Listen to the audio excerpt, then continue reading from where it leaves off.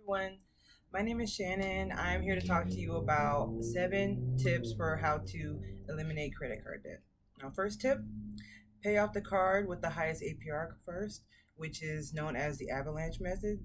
In this method, you list all the cards that you have, starting with the highest APR first, and every month you pay off as much as you can on that first card, while also paying off the other cards little by little. Once the highest APR card is paid off, move down the list to the next one, just like that. Okay, tip number 2, pay off the card with the lowest balance. Now, this method is called the snowball method.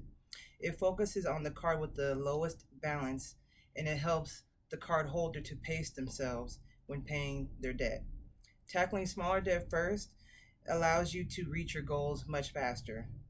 And each card paid off using the snowball method is a reward of sorts to help you get incentivized to keep going and paying off your debt. Now, tip number 3, ask your card issuer for a lower APR. Now, this one, it takes you calling them up actually, and it's not that hard. Just call the number on the back of your card. And the lower APR helps you to lower your credit card debt by reducing the amount of interest that you pay overall. Now, this method works only, or it can work better if you've been a card holder for more than 6 months with the card issuer. And you also need to have had made consistent payments, establishing a great rapport with the credit card company. Now, if that does not apply to you, don't worry. It's still, helpful to ask. You don't know until you ask. So don't be shy about that. And there is no credit check that the issuer of the credit card would do in order to approve you for that. Now, number 4, don't miss your payments. Make your payments on time every time. If you can't make the payment on time, you can always call the credit card issuer up and ask them to work something out for you. Now, you can even change your payment date with some credit card issuers. Some people, they have an easier time paying off their debt if their payment is in the beginning of the month, or if they have other bills in the beginning of the month, they'd rather have it towards the middle or end. It's all up to you, but that is an option.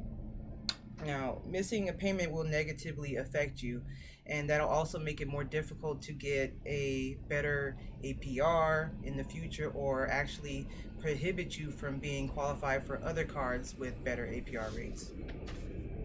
Now, number 5, make more than the minimum payment. Paying more than the minimum payment will help you get rid of debt much faster. Paying the minimum only serves to leave a balance on your card that will actually be charged interest as it's left on your card.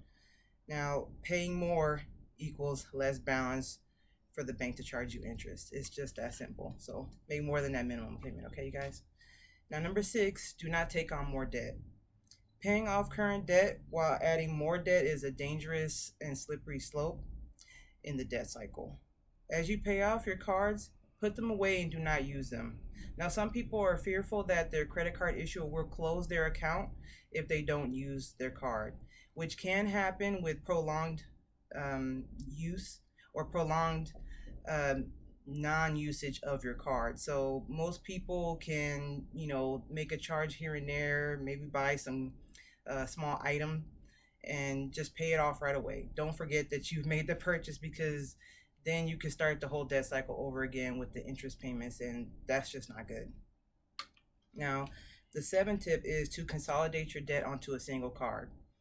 Now, there are different ways to proceed with this. However, the preferred way that I've used personally is to use a balance transfer card.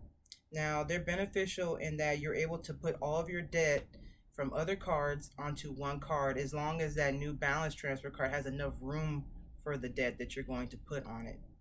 Now, this could reduce the amount of interest you pay on all of your balances, because some introductory cards or introductory APR cards are 0 introductory APR.